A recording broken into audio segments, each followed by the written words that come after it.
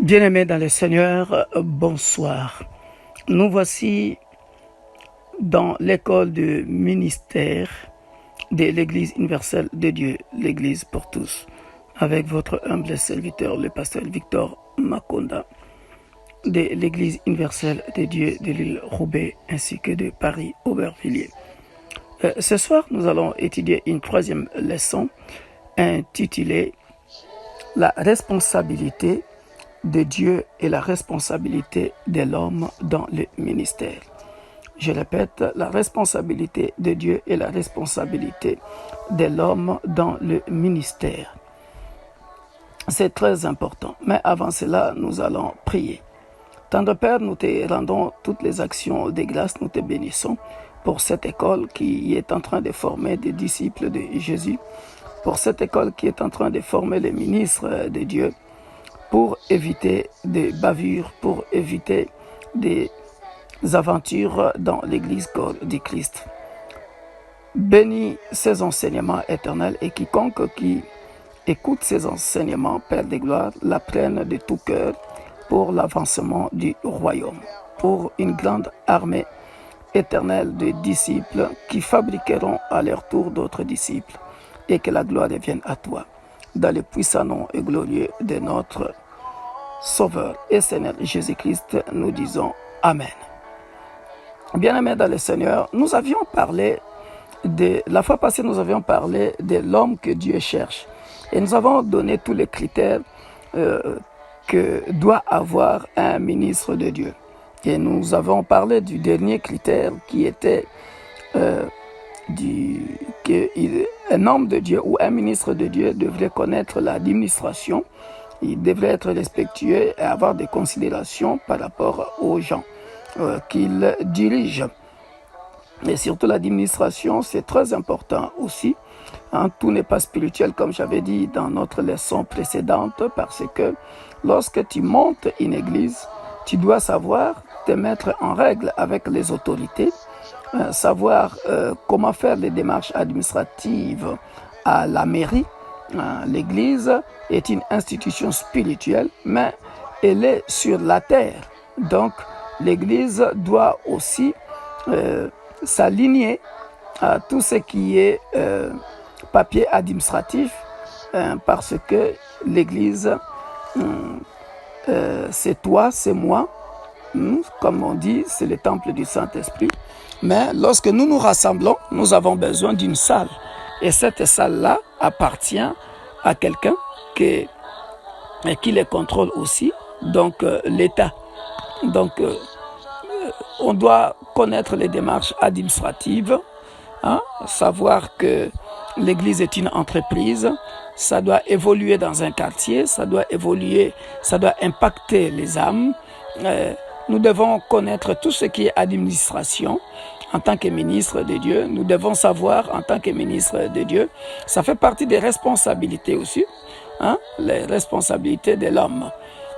Pourquoi? Parce que c'est que quand on parle de responsabilité, le mot responsabilité, dans le mot responsabilité, là-dedans, il y a les charges qu'un ministre de Dieu doit savoir, les obligations, les devoirs qu'un ministre de Dieu doit savoir. C'est très important. Voilà pourquoi j'ai dit, je voulais reculer un peu en arrière pour nous faire comprendre que dans la responsabilité de l'homme, en tant que ministre de Dieu, nous devons savoir, lorsque je vais ouvrir une église, où est-ce que je vais l'installer? C'est très important. C'est très important. Dieu peut m'appeler. Je peux avoir de l'onction. Mais est-ce que je dois déranger les voisins à gauche et à droite? Ça fait partie de mes responsabilités. Et je dois savoir ça. Parce qu'au jour d'aujourd'hui, nous avons tellement beaucoup des églises et on s'installe n'importe où et n'importe comment aussi. Je sais, moi-même quand j'ai commencé, Dieu m'a parlé. Il m'a même montré l'adresse où j'ai commencé. C'est une grande expérience quand j'ai commencé dans mon ministère. C'est une grande expérience que je partage avec vous. Dieu avait parlé. Dieu m'avait donné l'adresse. Je m'étais rendu sur le lieu. J'avais commencé l'église là. Mais à chaque fois, bien-aimé dans le Seigneur, lorsqu'il faut jouer de la grosse musique pour déranger les voisins, et je me dis que j'ai le Saint-Esprit. Ah non, le Saint-Esprit est respectueux. Le Saint-Esprit est respectueux. Le Saint-Esprit est respectueux.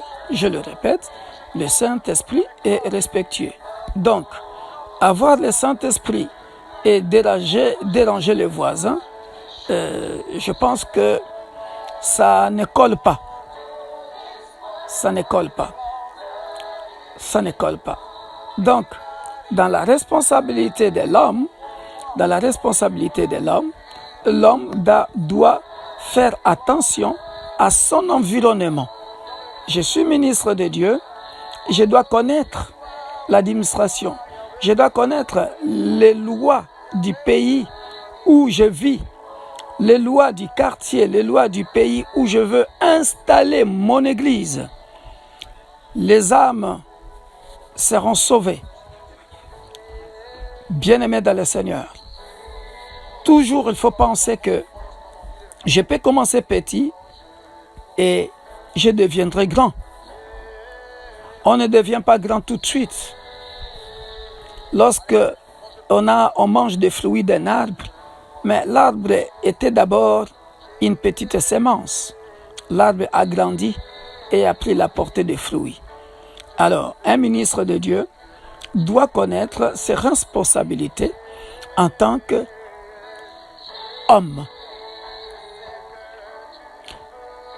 Ça, j'ai parlé de l'environnement. Un ministre de Dieu doit connaître ses responsabilités aussi en tant que parent, en tant que mari. Je suis mari d'une femme, je suis père des enfants. Je dois savoir faire la part des choses. Comment passer le temps avec ma femme, quand et comment passer le temps avec mes enfants. C'est très important, ça fait partie de mes responsabilités. Tout ça, c'est très important. C'est un cours que je peux aussi enseigner à l'église comme telle et que j'ai d'ailleurs enseigné aussi. Mais la particularité dans l'école du ministère, c'est que nous voulons montrer aux disciples le travail pour qu'un jour, un ministre qui s'est dit que je veux commencer mon ministère, je vais commencer mon église sous l'approbation du Saint-Esprit, sous l'approbation de Dieu bien sûr, ne fasse pas les mêmes bêtises que nous faisons. Souvent on commence dans des maisons, souvent on commence dans des appartements, mais dans la maison, est-ce que tu prends soin de tes voisins? Est-ce que tu fais attention à tes voisins, que tu ne dois pas faire beaucoup de bruit pour ne pas déranger les voisins, par exemple? Tu as reçu ton appel, tu veux commencer ton ministère. Tu es à la maison. Il faut penser au bruit des autres. Le Saint-Esprit nous demande d'être dans la chambre. La preuve, l'église a commencé où? Le jour de Pentecôte, l'église a commencé dans la chambre haute. Bien-aimés dans le Seigneur, l'église a commencé dans la chambre haute. Ils étaient dans une chambre. Ils étaient dans une chambre.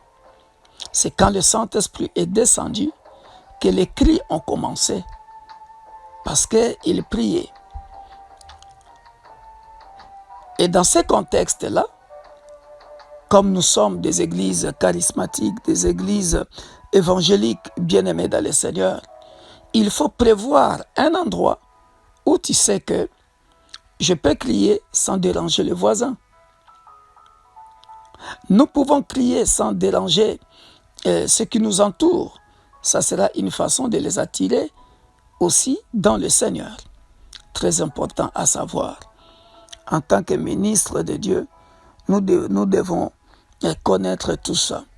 En tant que ministre de Dieu, en tant que responsabilité de l'homme, Dieu peut m'appeler bien-aimé dans le Seigneur, mais il faut que je sache comment prendre soin de mon environnement, comment savoir faire les démarches à la mairie pour que je sois en règle avec la mairie par rapport à l'installation de l'Église. Ça peut paraître anodin cet enseignement, mais bien aimé dans le Seigneur, il faut absolument le connaître, le savoir. J'ai vu des pasteurs kiff-kiff. J'ai vu des pasteurs kiff-kiff. Il est assoiffé de commencer. Mais puisqu'il ne fait pas attention, bien aimé dans le Seigneur, à toutes ces choses, tu verras ce pasteur changer des adresses et des adresses et des adresses de l'Église. C'est une désorganisation. Dieu veut que l'Église soit aussi stable par rapport à son adresse, par rapport à son numéro de téléphone. Une église stable, on le voit par rapport à son adresse. Si vous demandez où se trouve telle église, nous connaissons une église qui se trouve là-bas. Ça fait partie de la responsabilité de l'homme. On peut avoir l'onction, on peut guérir, faire des délivrances, prophétiser sur les gens, mais notre responsabilité en tant qu'homme, si on est désorganisé, si on n'est pas stable en tant qu'être humain, dans nos responsabilités, l'Église n'ira pas loin, bien-aimés dans le Seigneur. Voilà pourquoi, chers ministres de Dieu, vous que nous sommes en train de former, un jour, lorsque tu aimeras ouvrir ton Église, tu dois savoir que l'Église, en tant que bâtiment, a besoin des documents administratifs de la mairie.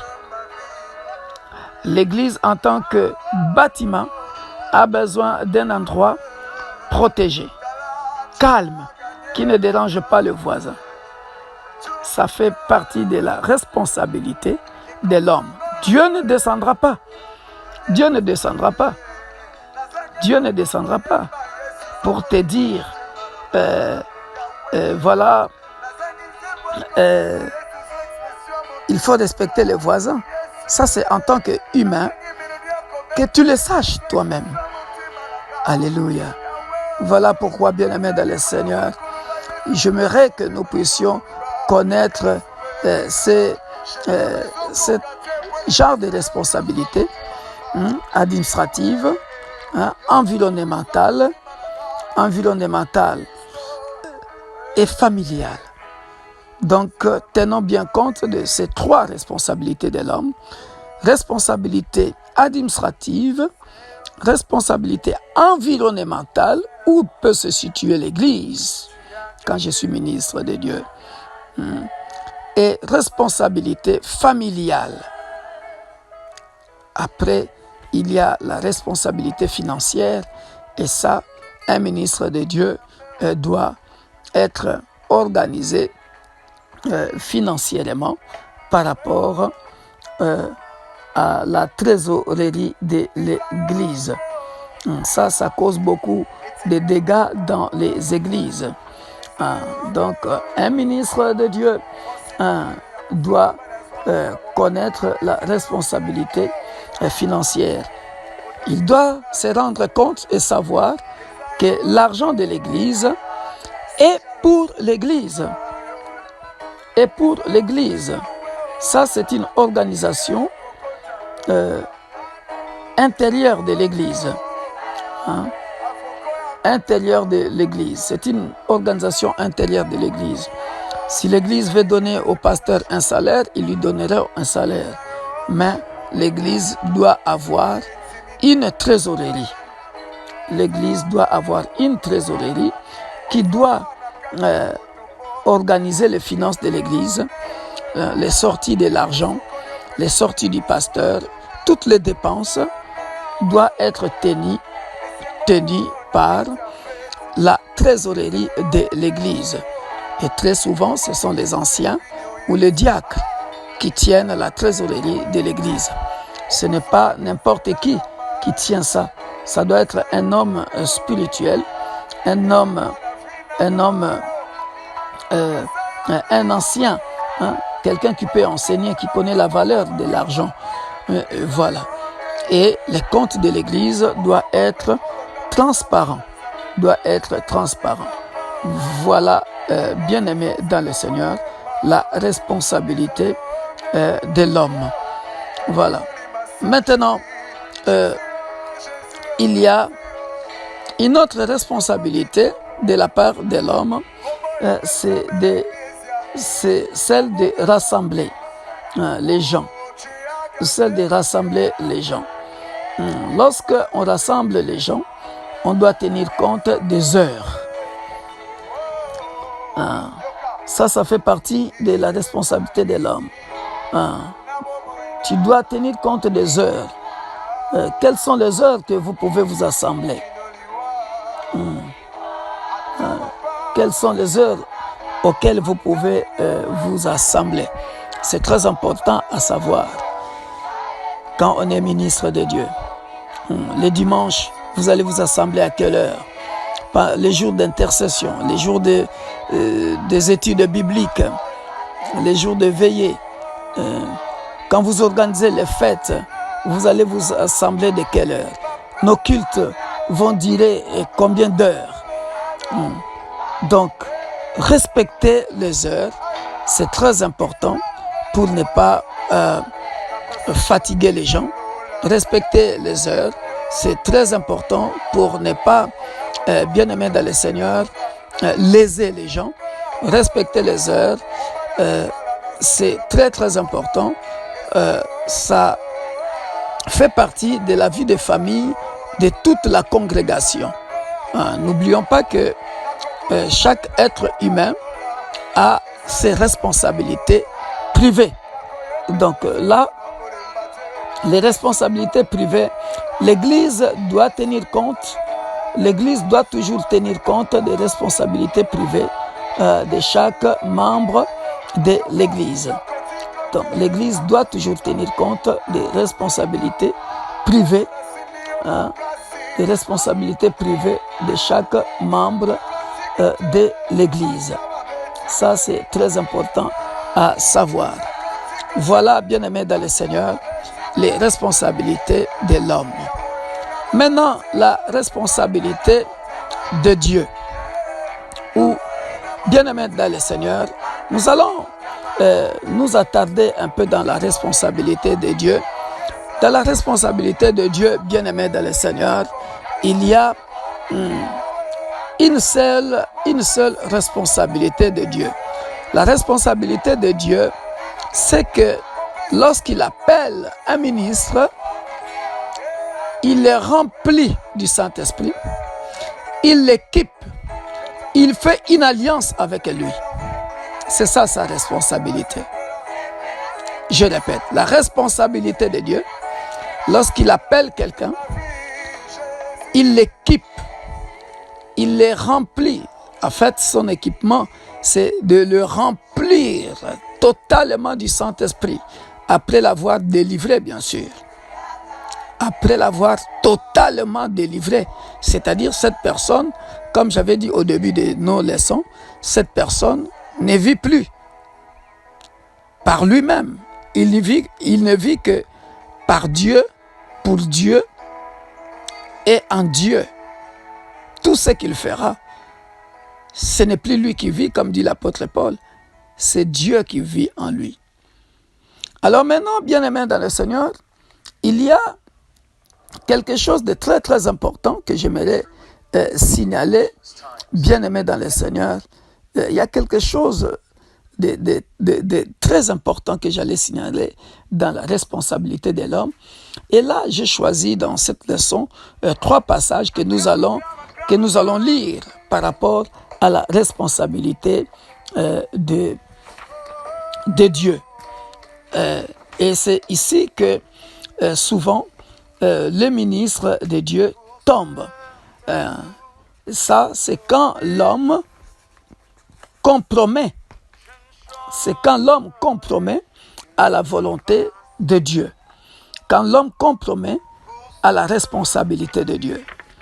Dieu est responsable de la personne qui l'a appelé. Mais après, Dieu a toujours laissé le libre arbitrage. Le libre arbitrage à son ministre. Le libre arbitrage à tout homme qui l'a appelé.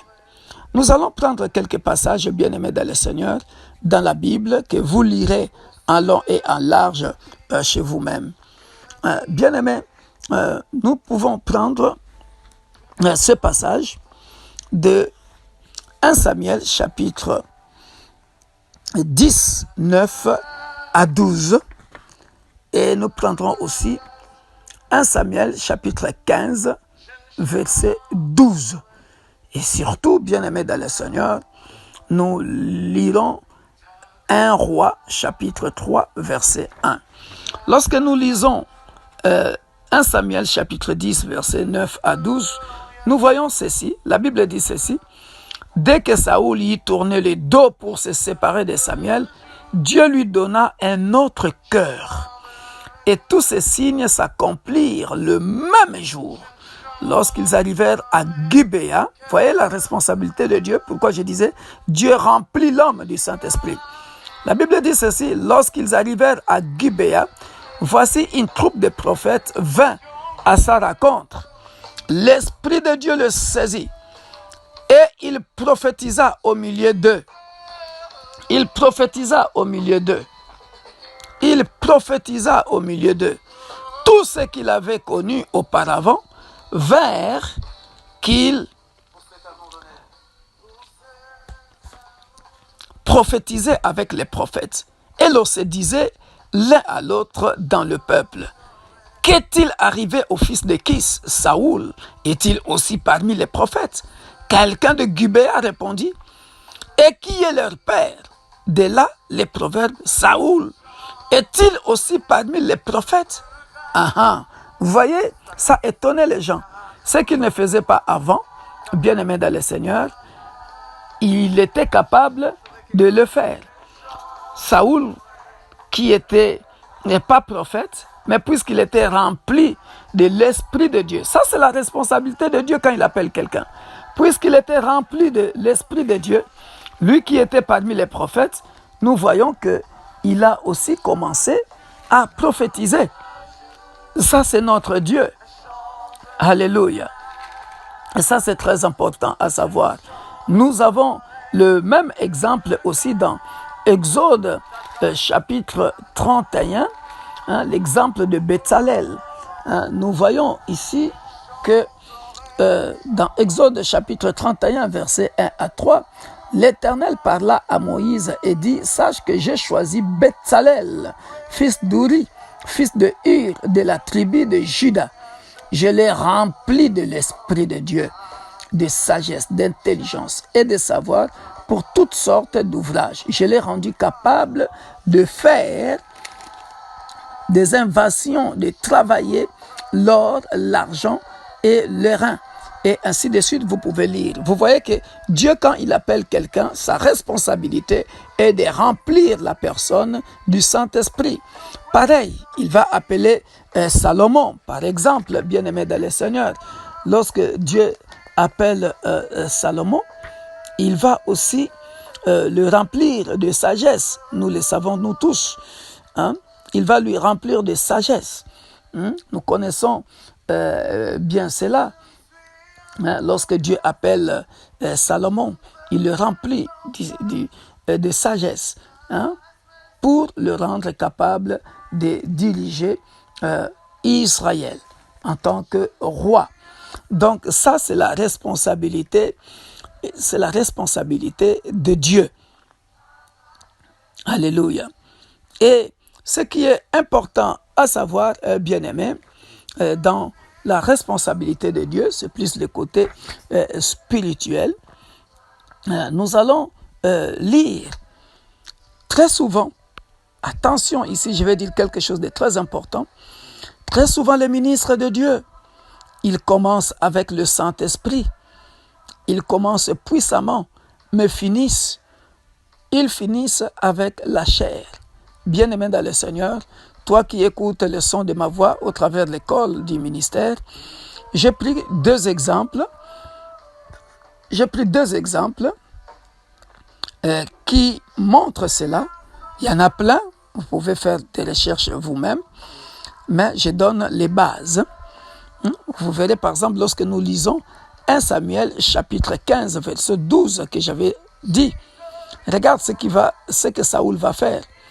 Il se leva de bon matin pour aller au-devant de Saoul et on vint lui dire, Saoul est allé à Carmel et voici, il s'est érigé un monument.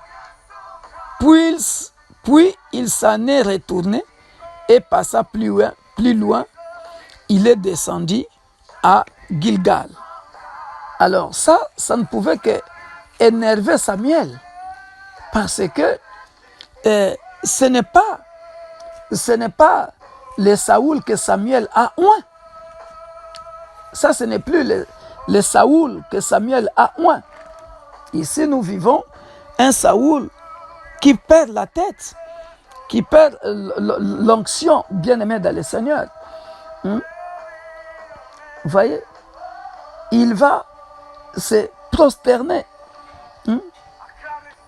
Il va se ériger un monument. Vous voyez? Donc c'est une belle histoire que vous pouvez lire dans tout Samuel, chapitre 1 Samuel, chapitre 15. Comment Saoul s'est détourné de Dieu. Et ça, c'est ce qui est triste dans le ministère. Toi qui suis l'école du ministère, fais de ton mieux. Comme j'avais dit dans les critères, Dieu cherche un homme de jeûne et de prière. Un homme qui l'aimera intensément. Un homme qui aime intensément Dieu ne peut pas commencer avec le Saint-Esprit, rempli du Saint-Esprit et terminer avec la chair. Paul a commencé avec le Saint-Esprit et a terminé avec le Saint-Esprit. Bien-aimés dans le Seigneur, faisons de notre mieux pour ne pas vraiment suivre la voie de la chair. Parce que la Bible est claire. La Bible dit, bien-aimés dans le Seigneur, la royauté biblique allait de pair avec une onction du Saint-Esprit. Lorsqu'une personne était démise de ses fonctions, c'est-à-dire lorsqu'il quittait la pastorale par exemple, automatiquement le Saint-Esprit le quittait aussi. Voilà pourquoi j'ai donné cet exemple de Saoul. Lorsque Saoul fut rejeté comme roi, la Bible nous dit, l'Esprit de l'Éternel se retira de Saoul, qui fut agité par un mauvais esprit venant de l'Éternel. Dans 1 Samuel chapitre 16, verset 14. Le Saint-Esprit s'en alla et ainsi un mauvais esprit vint. Il n'y a pas de demi-mesure. Soit tu es avec le Saint-Esprit bien-aimé dans le Seigneur, et soit tu n'es pas avec le Saint-Esprit. Voilà pourquoi, dans la responsabilité de Dieu, je viens de bien l'expliquer, en tout cas, Dieu remplit du Saint-Esprit. Mais quand tu fais de bêtises, tu vas te détourner de Dieu comme Saoul a fait. Il s'est érigé un monument. Bien-aimé dans le Seigneur, quand il a commencé avec le Saint-Esprit, comme nous voyons dans nos églises maintenant des pasteurs qui vont prendre des têtes de chèvres, qui vont tuer des gens et mettre devant la chair, ils vont enterrer devant la chair pour chercher une puissance quelconque. Sache que, bien-aimé dans le Seigneur, du jour au lendemain, il séchera. Le Saint-Esprit, ça s'entretient avec la prière, le jeûne, l'obéissance et tous les critères que j'avais donnés. Je donne encore un autre exemple avant de terminer, bien-aimé dans le Seigneur. C'est l'exemple de Salomon, qui avait aussi bien commencé. Mais regardez, qu'est-ce que nous dit le livre de 1 roi. 1 roi chapitre 3, verset 1. La Bible nous dit, Salomon s'allia par mariage avec Pharaon, roi d'Égypte. Il prit pour femme la fille de Pharaon et il la mena dans la ville de David, jusqu'à ce qu'il y achevé de bâtir sa maison, la maison de l'Éternel, et le mur d'enceinte de Jérusalem. Eh bien aimé dans le Seigneur, Salomon, toi à qui on avait donné la sagesse, personne dans le monde entier ne pouvait t'égaler par rapport à la sagesse. Regarde, il va faire alliance avec Pharaon, roi d'Égypte, bien aimé dans le Seigneur. Et lorsque Salomon vint au pouvoir, l'onction qui venait avec la royauté fut retenue pour toujours après lui. Parce que ça, c'est notre Dieu. Ça, c'est notre Dieu. Mais, bien-aimé, ça, c'est notre Dieu. Il te fait grâce, il t'appelle, il te remplit du Saint-Esprit. Mais il ne faut pas compromettre à cela. Tu vois, il ne faut pas compromettre à cela, bien-aimé dans le Seigneur. Toi qui écoutes le son de ma voix dans l'école du ministère. Dieu te remplit du Saint-Esprit, demeure rempli du Saint-Esprit pour toujours. Ah oui. Soit c'est Dieu l'initiateur de ton ministère, soit c'est Satan. Il n'y a que ça. Dieu ne continuera jamais, alors au grand jamais, ce que Satan a commencé. Jamais. Dieu ne continuera jamais ce que Satan a commencé. Ce que Dieu fait, il nous prend des ténèbres à son admirable lumière. C'est-à-dire, ce que Satan avait commencé dans ta vie, Dieu te prend, te délivre. Te délivre totalement. Te délivre totalement. C'est ça ce que fait notre Dieu. Mais la démarche contraire, ça ce n'est pas notre Dieu. Quand je parle de la démarche contraire, c'est-à-dire tu commences avec Dieu et tu mélanges avec Satan. Non. Non. Avec notre Dieu bien-aimé, tu commences avec le sang. Il te délivre de Satan. Et tu lui appartiens entièrement. Tu lui appartiens entièrement. Voilà. C'est ça que fait notre Dieu. Tu ne peux pas aller faire quoi que ce soit pour Dieu avec un cœur partagé. Non. Tu as un cœur chez Satan, un cœur de Dieu. Non. Tu ne peux pas travailler avec Dieu avec un cœur partagé. Ça, ce n'est pas notre Dieu. Tu ne peux pas, dans le moindre, je précise bien, dans le moindre iota de ta chair, accomplir quoi que ce soit à la satisfaction du cœur de Dieu, en le mélangeant avec Satan. Jamais, bien-aimé dans le Seigneur. Voilà pourquoi je m'en vais terminer en disant ceci. Au champ de mission, c'est-à-dire au champ du ministère, lorsque nous commençons les ministères, le pire des obstacles, c'est le missionnaire lui-même. En d'autres termes, c'est le disciple lui-même. C'est le ministre lui-même. C'est le pasteur lui-même. Le pire des obstacles, c'est le dirigeant lui-même. C'est le leader lui-même. Pourquoi? Parce que tu as commencé avec le Saint-Esprit et quand tu commences toi-même à te mettre les bâtons dans les roues, dans n'importe quel aspect de l'œuvre, bien-aimé, ça, c'est ce que j'ai remarqué. Le pire des obstacles, c'est le dirigeant lui-même. Ah oui, parce qu'il y a une certaine forme de leadership, bien-aimé, qui pourrait être une plus grande malédiction pour des générations à venir, voire même notre génération, puisque nous le vivons déjà. Tu es leader d'une grande église ou d'une petite église, parce que pour Dieu, il n'y a pas de grand, il n'y a pas de petit. Il sait comment il nous appelle. Chacun à son degré, chacun à son niveau. Il est rempli du Saint-Esprit. L'essentiel est d'accomplir sa mission pour le peuple pour lequel il l'a appelé.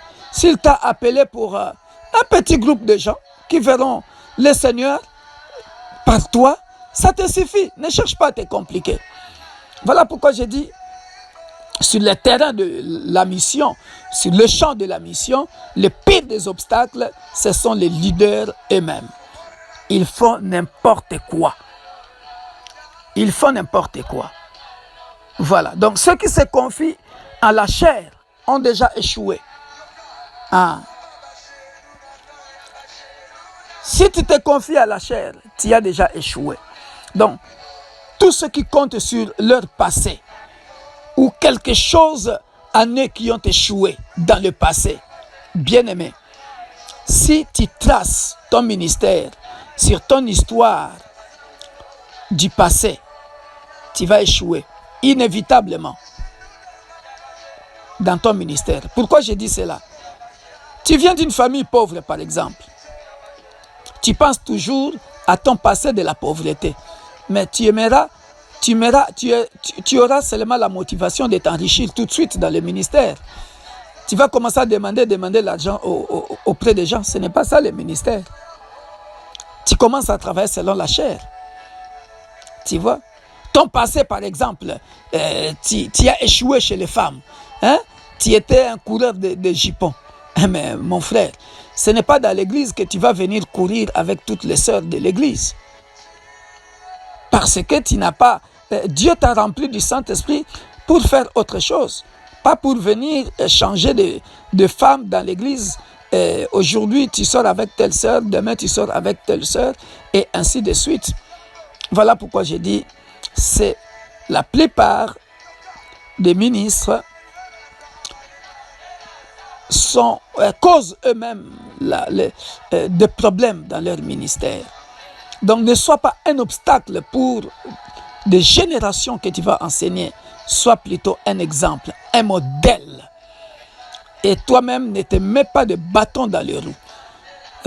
Demeure rempli du Saint-Esprit du début jusqu'à la fin. Que Dieu nous bénisse. Soyez bénis, c'était votre humble serviteur, le pasteur Victor Makonda.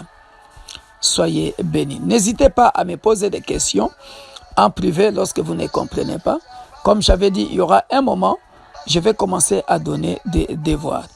Soyez bénis, lisez bien le passage que je vous ai donné et vous pouvez aussi les multiplier, les lire de temps en temps vous-même. Et cela vous fera beaucoup du bien. Soyez bénis. Et à mercredi prochain. Que Dieu vous bénisse abondamment. C'était le pasteur Victor Makonda de l'Église universelle de Dieu, l'Église pour tous. Soyez bénis. Bye bye.